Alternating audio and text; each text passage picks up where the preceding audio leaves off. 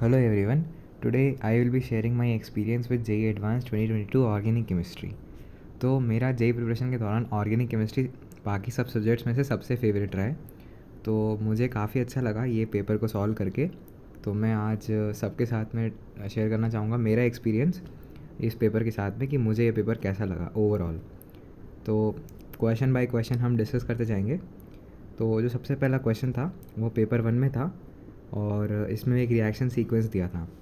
तो ये क्वेश्चन मेरे हिसाब से ईज़ियर साइड पे था काफ़ी, क्योंकि इसमें सारी रिएक्शन स्टैंडर्ड ही हैं। साइक्लाइजेशन ये कई बार जेई में पूछा जा चुका है।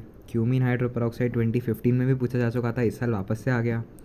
और फिर C2D में प्लेन ओल्ड SNA या SN2TH जिसे हम कहते हैं वो पूछा गया था।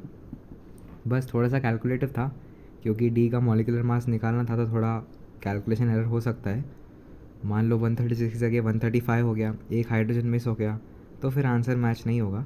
तो उस बात का ध्यान रखना था बस। बाकी ये क्वेश्चन डुएबल था और ये मेरा सही गया था प्रॉब्लम, और मेरे हिसाब से ये काफ़ी स्कोरिंग प्रॉब्लम था। तो अब हम बढ़ते हैं सेकंड प्रॉब्लम की ओर।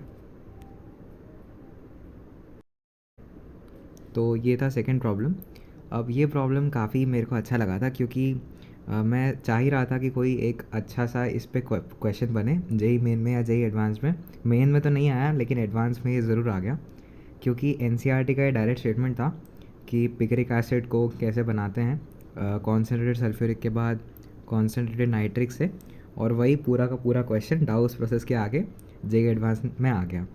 तो ये वाला क्वेश्चन देख के मुझे पहले तो काफ़ी खुशी हुई कि मैं जो एक सोच रहा था कि पूछा जाना चाहिए वो एक्चुअली में पूछ लिया। तो इसको मतलब प्रोडक्ट तो मेरे को पता ही था पिक्रिक एसिड है। जो टाइम लगा फिर से वो वेट परसेंटेज कैलकुलेट करने में टाइम लगा, जो कि मेरे हिसाब से एक्स्ट्रा ही करवा रहे थे ये लोग।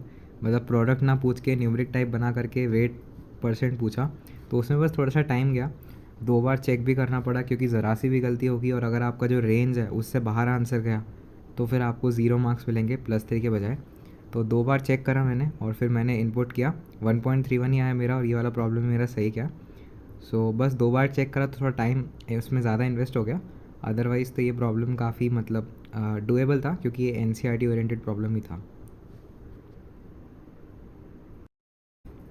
अब आते हैं इस पेपर के थर्ड प्रॉब्लम की ओर। तो बेसिकली मैं ये नोटिस कर रहा था जब मैं पेपर दे रहा था कि न्यूमरिक पैटर्न में मेनली सारे कैलकुलेटिव प्रॉब्लम्स ही हैं, तो काफ़ी ज़्यादा टाइम इसमें इन्वेस्ट हो रहा था। फिर मैंने डिसाइड किया कि कोई बात नहीं, थोड़ा टाइम इन्वेस्ट करते हैं लेकिन सही तरीके से कैलकुलेट करते, कोई कैलकुलेशन एरर नहीं होनी चाहिए। तो ये वाला प्रॉब्लम आया। ये वाला प्रॉब्लम अगेन काफ़ी ईजी था, क्योंकि सिर्फ वो अच्छी जगह Br लगाना था, रेड फॉस्फोरस Br2 से। और बाकी जो कैरियस मेथड था, ऐसे कई सारे प्रॉब्लम्स जेई में 2021 में आ चुके हैं। तो इसको सॉल्व करने में तो कोई दिक्कत नहीं हुई थी। बस अगेन वही इशू था कि कैलकुलेटिव काफ़ी ज़्यादा था, क्योंकि उसमें मोल्स भी ध्यान रखने थे और ये भी ध्यान रखना था कि एक मॉलिक्यूल जो है वो 2 Br दे रहा है तो 2 AgBr होंगे, अदरवाइज़ उससे भी आंसर में गलती हो सकती थी। तो ये भी थोड़ा बहुत कैलकुलेटिव था, बट ठीक है, मैनेजेबल था, मेरा ये सही हो गया था। बट काफ़ी मतलब केयरफुली कैलकुलेट करना पड़ा था। तो अब आते हैं फोर्थ क्वेश्चन पे। न्यूमेरिकल क्वेश्चंस ख़त्म हो गए थे, कैलकुलेशन अब नहीं करनी थी ज़्यादा। तो अब जो है कोर जो रिएक्शन सीक्वेंसेस थे वो आना शुरू हो गए थे। तो ये काफ़ी एक अच्छा डिसेंट सा रिएक्शन सीक्वेंस था। यूजुअली जेई में जो रिएक्शन सीक्वेंसेस पूछे जाते थे पैराग्राफ्स वगैरह में, उनमें करीबन 10-15 रिएजेंट्स देते थे। तो इसमें इन्होंने रिएजेंट्स कम रखे हैं, जो कि एक अच्छी बात है। तो पहला जो है वो काफ़ी स्टैंडर्ड HVZ रिएक्शन है, और दूसरी तो ऑब्वियसली गैब्रियल थैलिमाइड है। तो 2 ही रिएक्शन पे इन्होंने प्रॉब्लम बना दिया। बस एक चीज़ इन्होंने इस बार नहीं करी थी, जो कि पहले नहीं होती थी, कि पहले यूजुअली होता था जो सीक्वेंस वाले प्रॉब्लम्स होते थे ऑर्गेनिक में, उसमें वो लोग सीक्वेंस देते थे और ऑप्शंस में वो बेसिकली प्रोडक्ट एक्सपेक्ट करते थे कि आप मेजर प्रोडक्ट बताओ। अब आगे भी जो हम क्वेश्चंस देखेंगे उनमें भी यही है कि वो बेसिकली PQ या ABCD दे देते हैं, और उनसे रिलेटेड फिर ऑप्शंस में पूछते हैं कि वो ये देंगे या ये टेस्ट देंगे या इसके साथ रिएक्ट करेंगे वगैरह। तो इसमें भी वैसे ही था। मैंने इसमें जो है P और Q के स्ट्रक्चर्स तो बना लिए थे, और A ऑप्शन को मैंने रूल आउट कर दिया था। D ऑप्शन मैंने सही टिक किया था, और C भी मैंने सही टिक किया था, क्योंकि Q जो है उसमें प्राइमरी अमीन आ रहा था। बट इसमें जो B ऑप्शन था उसमें मुझे जब मैं पेपर दे रहा था तो थोड़ा बहुत कन्फ्यूजन था, क्योंकि इसमें दे रखा था concentrated NH4OH followed by acidification. तो इसमें एक Br था जो मतलब SN2 से NH2 में कन्वर्ट हो जाता, और एक जो था वो COH था। तो मैं ये सोच रहा था कि हो सकता है कि COH भी मे बी अमाइड में कन्वर्ट हो जाए अमोनिया के साथ, बट हालांकि दो फैक्टर थे जो इसको सपोर्ट कर रहे थे कि ऐसा नहीं होगा। पहली बात, यहाँ पे आगे एसिडिफिकेशन भी दिया था, और दूसरी बात कि ये काफ़ी फेमस मेथड होता है अल्फ़ा अमीनो एसिड्स को प्रिपेयर करने के लिए। बट स्टिल मेरे को थोड़ा सा डाउट था, तो मैंने सोचा कि रिस्क नहीं ही लेते हैं, सेकेंड बी ऑप्शन को टिक नहीं करते हैं। तो मैंने फिर बी ऑप्शन को टिक नहीं किया और इसका आंसर मैंने CD किया, क्योंकि मैं ज़रा सी भी रिस्क लेता तो मैं सीधा -2 पे लैंड करता। तो फिर मैंने सोचा कि बी ऑप्शन को टिक नहीं ही करते हैं, तो मैंने इसका आंसर CD किया और फिर मुझे इसमें फाइनली +2 मिला। अब आते हैं एक और मल्टी करेक्ट की तरफ। ये मल्टी करेक्ट भी जो है सीक्वेंस वाला ही है, और इसमें प्रोडक्ट्स पूछे हैं, प्रोडक्ट्स के बारे में कुछ नहीं पूछा है। तो ये वैसे ही प्रॉब्लम्स जैसे जेई में आते रहते थे, तो इसमें भी मतलब काफ़ी इजी ही सेट था, कोई बहुत ज़्यादा चैलेंजिंग सेट नहीं था। तो इसमें मतलब जैसे एनसीईआरटी के कन्वर्जन्स होते हैं वैसा ही कुछ ये प्रॉब्लम था। तो इसमें मतलब PRUTS निकालने थे, जो कि ऑप्शंस देख के काफ़ी इजी हो गया था, क्योंकि ETOH KMNO4 से हमको समझ में आ रहा था कि क्या होना चाहिए, और H3PO2 NaNO2 से डायोजोटाइजेशन होना ही था। तो इसमें मैंने स्ट्रक्चर्स निकाल लिए थे, और मैंने इसमें जो टिक किया था वो मैंने टिक किया था B और C। ए ऑप्शन को लेके मुझे फिर से थोड़ा सा कन्फ्यूजन हुआ था एग्ज़ाम हॉल में, क्योंकि मुझे याद था कि मैंने इसको कहीं एनसीईआरटी में पढ़ा है, जो मैंने यहाँ पे साइड में अटैच किया है। एनसीईआरटी में साफ साफ लिखा था कि नाइट्रो से एनिलीन बनाने के लिए H2PD इथेनॉल यूज़ होता है, और वही इस प्रॉब्लम में दिया था सेम तरीके से। बट स्टिल मुझे थोड़ा सा डाउट था, क्योंकि मुझे एग्जैक्टली रिकॉल नहीं हो रहा था कि ये रिएजेंट क्या था। मुझे याद आ रहा था कि ये H2 इथेनॉल है या H2PD इथेनॉल है, मैं इसमें कन्फ्यूज़ था। और क्योंकि रिएजेंट केमिस्ट्री जो ऑक्सीडेशन रिडक्शन में होता है वो काफ़ी सेंसिटिव होता है, एक आधा मेटल चेंज करने से, कंडीशन चेंज करने से पूरा रिडक्शन ही चेंज हो जाता है। तो फिर मैंने अगेन यहाँ पे कॉल लिया कि रिस्क नहीं लेते हैं, -2 मिलेगा नहीं तो सीधे। तो इसमें मैंने सिर्फ B और C टिक किया, A टिक नहीं किया। ऑल्दो मुझे याद था कि एनसीईआरटी में है, और ये एनसीईआरटी में है भी, बट स्टिल मुझे ये याद नहीं था कि PD है कि नहीं। मुझे याद था कि H2 इथेनॉल है या सिर्फ H2PD है, ऐसा कुछ मुझे याद आ रहा था। तो एग्जैक्ट श्योरिटी नहीं थी, जिस वजह से मैंने इसमें रिस्क नहीं लिया, और इसमें भी मुझे फाइनली +2 ही मिला। +4 के बजाय मैंने BC इसमें टिक किया था। तो अब आ जाते हैं हम हमारे नेक्स्ट क्वेश्चन की तरफ। तो अब यहाँ पे मल्टीपल करेक्ट ख़त्म हो गए थे। इस वीडियो में मैं सॉल्यूशंस डिस्कस नहीं कर रहा हूँ, मैं सिर्फ अपना एक्सपीरियंस डिस्कस कर रहा हूँ कि मैं जब पेपर दे रहा था तो मेरे को क्या मतलब लग रहा था पेपर देते वक्त ऑर्गेनिक का। सॉल्यूशंस मैं अभी डिस्कस कर नहीं रहा हूँ, मैं सिर्फ बता रहा हूँ कि मैंने क्या अटेम्प्ट किया था, क्या सोचा था पेपर देते टाइम, जिससे कि एक पेपर का एनवायरनमेंट स्टिमुलेट हो सके। तो ये मैट्रिक्स मैथ्स का क्वेश्चन था, ऑर्गेनिक का एकलौता मैट्रिक्स मैथ्स का क्वेश्चन था पेपर 1 में। तो ये क्वेश्चन काफ़ी इजी था, क्यों? क्योंकि इसमें ज़रूरी नहीं है, मतलब काफ़ी लोगों को सिस्टीन का स्ट्रक्चर याद नहीं होता है, मुझे भी याद नहीं था। ऑर्थोक्रेसॉल मुझे पता था, कैप्रोलैक्टम पता था, और एनिलीन पता था। मैं अमीनो एसिड सोच रहा था कि याद करके जाऊँ, बट एट दी एंड मैंने सोचा कि नहीं याद करते हैं, जो टेबल एनसीईआरटी में दिए। मेंस के टाइम मैंने याद करी थी, बट एडवांस में मैंने कॉल लिया कि इसको छोड़ देते हैं। बट एडवांस में सिस्टीन पूछ लिया, ऑल्दो इससे फ़र्क नहीं पड़ता, आपको पता है कि नहीं, क्योंकि इसमें एक काफ़ी अच्छा कैच था, क्योंकि इसका आंसर ऑप्शन नंबर D है, और D में सिर्फ एक ही है, सेकेंड का T, जो कि इस क्वेश्चन को ख़त्म कर देता है। ऑर्थोक्रिसॉल FeCl3 कई बार जेई में आ चुका है, रिसेंटली जेई 2020 में भी आया था कि फिनॉल का FeCl3 के साथ टेस्ट। तो सेकेंड का T तो होना ही था, और सेकेंड का P जो है वो हो नहीं सकता है। तो A और B और C ऑप्शन तो रूल आउट हो गए, बचता है सिर्फ ऑप्शन नंबर D। तो फिर इसका answer directly option number D ही हो गया, मैंने इसको टिक कर दिया, मैं आगे बढ़ गया। तो ये क्वेश्चन भी फेयरली इजी था, ऑल्दो इसको पूरा सॉल्व करने में काफ़ी टाइम लगता है और थोड़ा डिफ़िकल्ट भी है, क्योंकि सब कुछ पता होना चाहिए, सिस्टम का स्ट्रक्चर पता होना चाहिए। But for the sake of solving exam hall में ये काफ़ी इजी प्रॉब्लम है, और ये काइंड ऑफ फ्री के नंबर है, क्योंकि फिनॉल का FeCl3 के साथ सबको पता ही होता है मोस्टली। तो यहाँ पे पेपर 1 ख़त्म हो जाता है और पेपर 2 शुरू हो जाता है। तो पेपर 2 में न्यूमेरिक सेक्शन नहीं था, तो कोई कैलकुलेशन ज़्यादा करनी नहीं थी, सिर्फ और सिर्फ मतलब ऑर्गेनिक ही थी कोर, फालतू उसमें मोल कंसेप्ट का कोई मिक्सिंग नहीं हुआ था। तो ये अच्छा था, क्योंकि कैलकुलेशन कम थी तो टाइम कम बच रहा था, मतलब टाइम कम लग रहा था सॉल्व करने के लिए। तो ये वाला क्वेश्चन था, ये न्यूमेरिक सेक्शन से था, और इसमें पूछा था नंबर ऑफ़ आइसोमेरिक टेट्राइन्स जो कि बन सकते हैं इस रिएक्शन सीक्वेंस से। रिएक्शन सीक्वेंस काफ़ी स्टैंडर्ड है, बर्स्ट रिडक्शन, ब्रोमिनेशन, E2 तीनों ही रिएक्शंस काफ़ी स्टैंडर्ड है।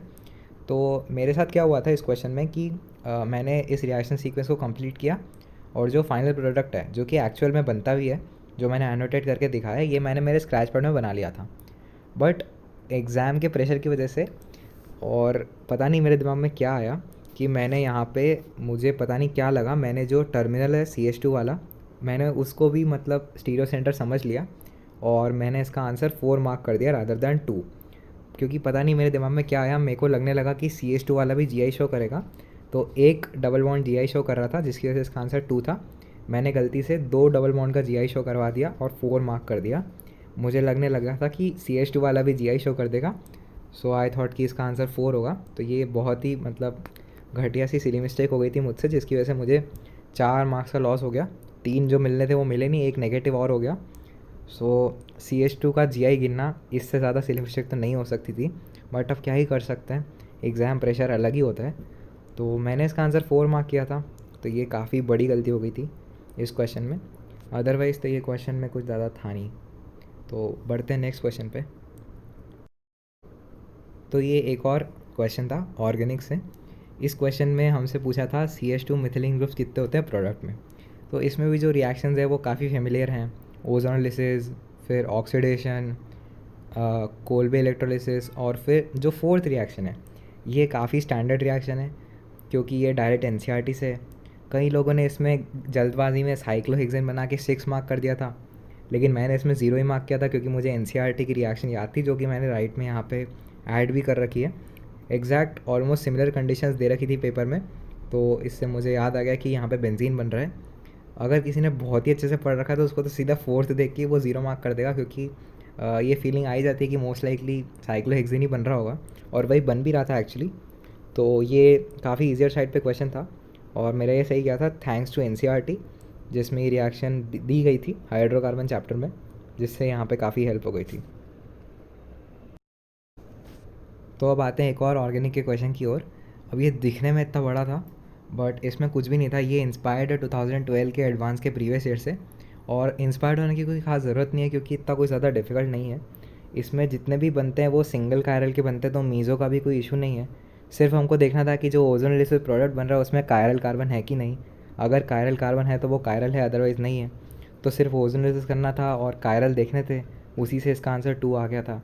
2012 जैसा ही क्वेश्चन है ये, बस थोड़ा मॉलिक्यूल बड़ा कर दिया है। तो ये भी इजीली डुएबल था और हो गया था सॉल्व।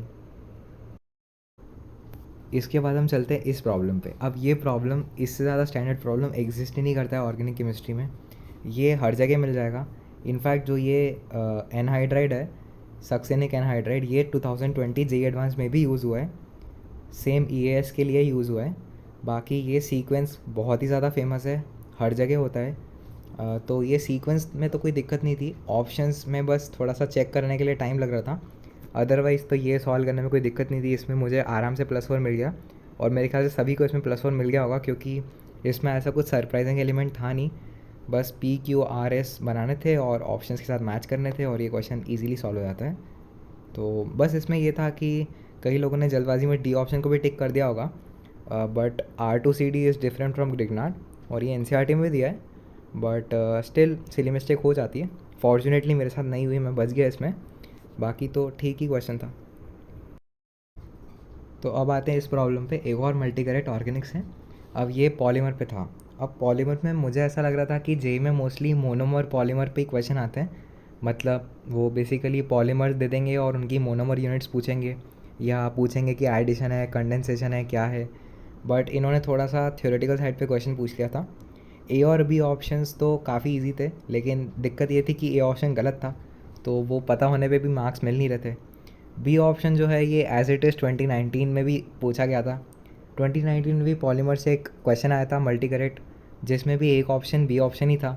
तो ये पूरा पूरा वैसा 2019 एडवांस में भी आ चुका है, तो ये मेरे को याद ही था वैसे भी, तो मैंने इसको तो टिक किया ही था। अब जो C और D ऑप्शंस थे ये मुझे याद नहीं थे क्योंकि मैंने पॉलीमर का थ्योरेटिकल एस्पेक्ट कवर ही नहीं किया था। ऑफकोर्स ये बोर्ड्स में भी नहीं आ रहा था, उस वजह से भी कवर नहीं किया था।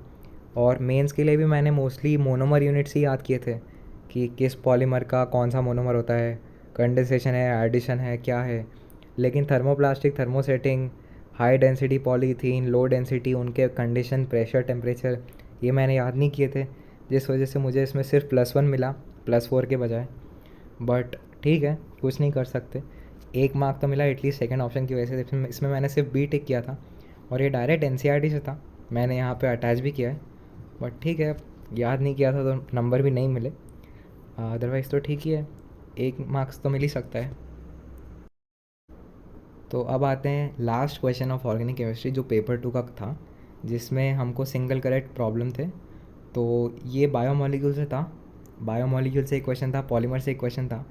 तो बायोमोलिक्यूल्स के क्वेश्चन यूजुअली जेई में काफ़ी ट्रिकी आ रहे थे।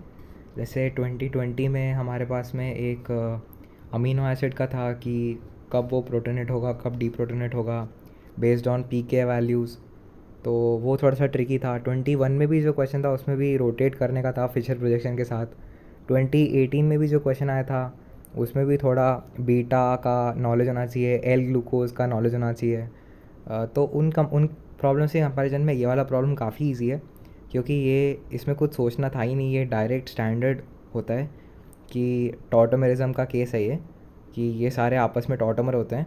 तो इसका डायरेक्ट आंसर सी था, इसमें कुछ सोचना ही नहीं था, क्योंकि ये सारे C2 एपीमर्स होते हैं और बाकी फ्रुक्टोस होता है।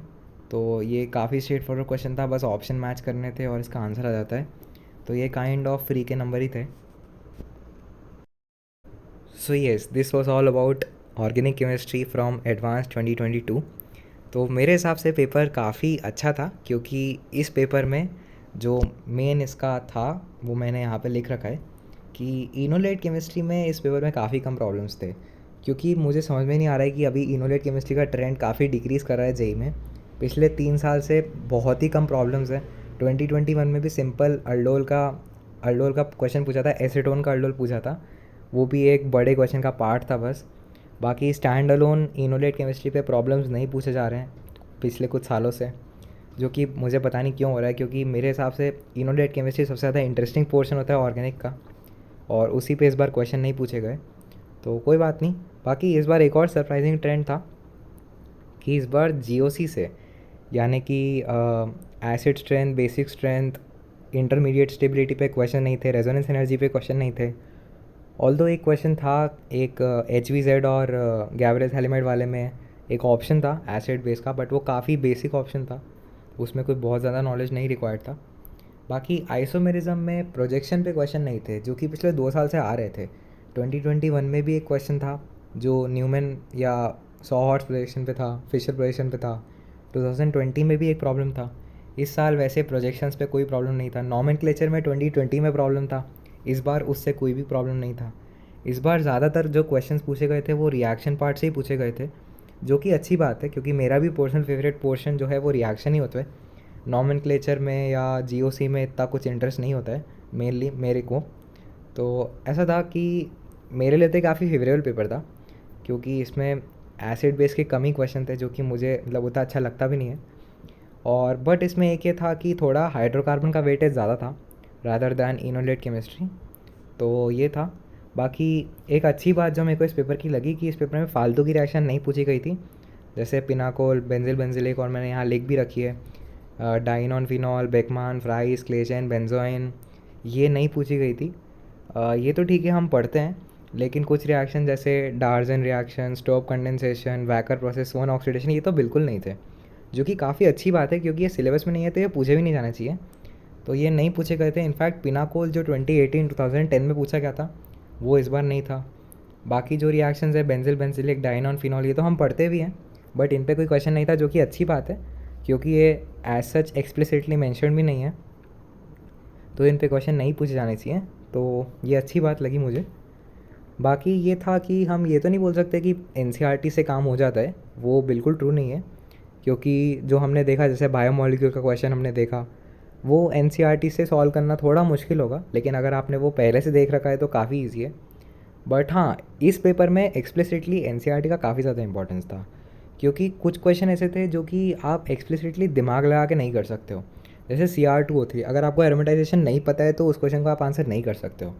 पिगरिक एसिड का फॉर्मेशन जो हमने देखा था वो डायरेक्ट एनसीईआरटी से था। जैसे जो कंडीशन है high density polythene, low density polythene, ये अगर आपने मतलब नहीं पढ़ रखी है तो नहीं कर सकते हो आंसर। ऑल्दो कई बार हमारे नोट्स में ये होता है मेंशन, बट फिर भी एनसीईआरटी का अपना इंपॉर्टेंस है, इस साल कई बार कहीं से डायरेक्ट क्वेश्चन आए तो अगले साल भी आ सकते हैं कमिंग ईयर्स में। तो हाँ, एनसीईआरटी में कुछ पॉइंट्स एक्सप्लिसिटली मेंशन होते हैं जो कि एक बड़े क्वेश्चन का पार्ट बन सकते हैं, तो उसको इग्नोर नहीं करना चाहिए। बाकी इस बार काफ़ी सही बैलेंसिंग थी कि एग्जैक्ट 1/3 यानी 40 मार्क्स की ऑर्गेनिक केमिस्ट्री था, जो कि काफ़ी अच्छा है कि बैलेंस था ये काफ़ी ज़्यादा। और मेरा इसमें स्कोर 29 था। 2 मार्क मेरे चले गए थे एक मल्टी करेक्ट में जो HVZ वाला था, 2 मार्क वो डायजोटाइजेशन वाले मल्टी करेक्ट में चले गए थे, 4 मार्क्स मेरे वो सिली मिस्टेक में चले गए थे टेट्राइन वाले में, और बाकी जो 3 मार्क थे वो मेरे पॉलीमर वाले क्वेश्चन में चले गए थे, जिसकी वजह से 11 मार्क्स मेरे कम हो गए। बट ठीक है, मैंने सारे क्वेश्चन अटैम्प्ट किए थे, अपना बेस्ट दिया था, जो कि मुझे काफ़ी सही लगा। तो इससे मेरा स्कोर काफ़ी बूस्ट हो गया। मेरा फेवरेट ऑर्गेनिक ही था ड्यूरिंग माई प्रिपरेशन, तो मैं तो काफ़ी सेटिस्फाइड हूँ इस पेपर से। काफ़ी अच्छा लगा था मुझे इस पेपर को सॉल्व करके। तो मतलब काफ़ी अच्छे वेल डिज़ाइन प्रॉब्लम्स थे, सीक्वेंसेस भी बहुत अच्छे थे। बस यही है कि इनोलेट केमिस्ट्री थोड़ा कम था। बाकी हाँ, कुछ चीज़ें काफ़ी अच्छी, जैसे पिक्रिक एसिड वाला क्वेश्चन काफ़ी अच्छा लगा था मुझे। तो मेरे हिसाब से काफ़ी मतलब अच्छा साइड पे पेपर था, इंटरेस्टिंग था, डिफ़िकल्ट नहीं था। आई वुड से कि 2020 का जो पेपर है वो थोड़ा सा ज़्यादा डिफ़िकल्ट साइड पे था, क्योंकि उसकी जो सीक्वेंसेस थे वो थोड़े अच्छे थे। जैसे जो एक सक्सेनिक एनहाइड्राइड का सीक्वेंस था, उसमें डायरेक्टिव इन्फ्लुएंस का काफ़ी अच्छा रोल था। एक और जो सीक्वेंस था पेपर 2 में, उसमें ऑप्टिकली एक्टिव एसिड का काफ़ी अच्छा रोल था। बाकी एक FeCl3 वाला स्टीरियो आइसोमेरिज्म का क्वेश्चन था, वो भी काफ़ी एक अच्छा क्वेश्चन था। तो मैं ये बोलूँगा कि 2020 से तो ये काफ़ी ईजियर साइड पे है, 21 से ऑलमोस्ट इक्वल पे है।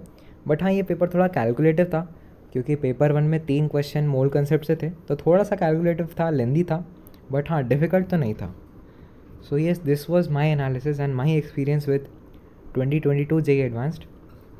So yes, thank you for watching, or please do subscribe the channel, like the video, share the video, and thank you for watching.